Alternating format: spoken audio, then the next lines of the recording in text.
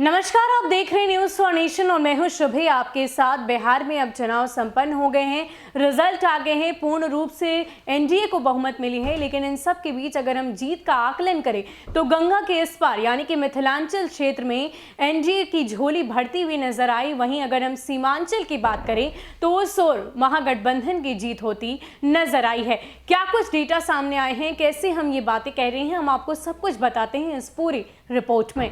बिहार के 8 जिलों मुजफ्फरपुर, पूर्वी चंपारण, पश्चिम चंपारण, सीतामढ़ी, शिवहर, मधुबनी, समस्तीपुर और दरभंगा की कुल 71 विधानसभा सीटों में से ज्यादातर सीटों पर एनडीए महागठबंधन पर भारी रहा। एनडीए को सबसे अधिक फायदा चंपारण और मिथिलांचल में हुआ है। पूर्वी एवं पश्चिमी चंपारण, सीतामढ़ी और दरभंगा की कुल 39 सीटों में से एनडीए को 34 सीटों पर जीत मिली है। हालांकि वर्तमान सरकार के 2 मंत्रियों को हार का मुंह देखना पड़ा। राजद की टिकट पर शिवहर से पहली बार किस्मत आजमा रहे आनंद मोहन के पुत्र चेतन आनंद चुनाव जीत गए। सबसे ज्यादा चौंकाने वाला परिणाम केवटी से राजद के वरिष्ठ नेता अब्दुल बारी सिद्दीकी की हार के रूप में आया है। वहीं अगर हम बात करें 11 सीटों में भाजपा को 3 और जदयू को 1 सीटों पर मुजफ्फरपुर में जीत मिली है।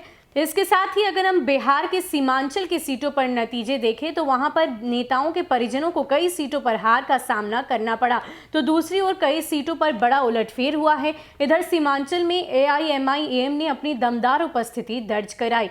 सीमांचल के पूर्णिया, किशनगंज, अररिया में उनके 5 प्रत्याशियों ने जीत दर्ज की है। जमुई से पूर्व केंद्रीय मंत्री दिग्विजय सिंह की बेटी श्रेयसी ने पहली बार जीत हासिल की है। बांका की कई सीटों पर उलटफेर हुआ। कटोरिया में राजद अपना सीट बचाने में कामयाब नहीं हो पाया। यहां से भाजपा के निक्की हेम्ब्रम ने जीत दर्ज की। बांका सीट में मंत्री रामनारायण मंडल एक बार फिर अपनी कुर्सी बचाने में कामयाब रहे। दूसरे नंबर पर रहे पूर्व मंत्री जावेद का राजेद में जाना भी सफल नहीं हो पाया। भागलपुर की 7 सीटों में 5 पर एनडीए तो 2 सीट पर पुत्र शुभानंद पहली बार पिता की सीट पर मैदान से उतरे, वो सफल नहीं हो पाए। युवा राजद के राष्ट्रीय अध्यक्ष शैलेश कुमार को भी हार का सामना करना पड़ा। इसके साथ ही हम आपको डिटेल्स में बता दें कि पूर्वी चंपारण की 12 सीटों में से एनडीए को 9 और महागठबंधन को 3 पर जीत मिली है। वहीं पश्चिम चंपारण की बात करें तो 9 सीटों में से 8 पर एनडीए और 1 पर महागठबंधन विजयी हुआ है। सीतामढ़ी की 8 सीटों में 6 एनडीए के पास चली गई। समस्तीपुर जिले की 10 सीटों में से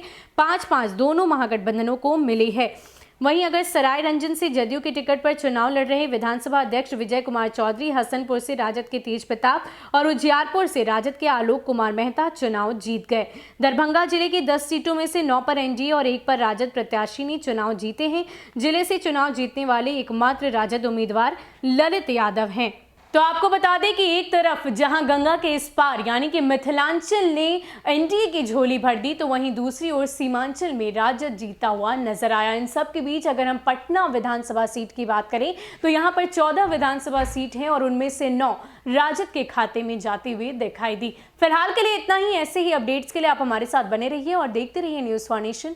नमस्कार।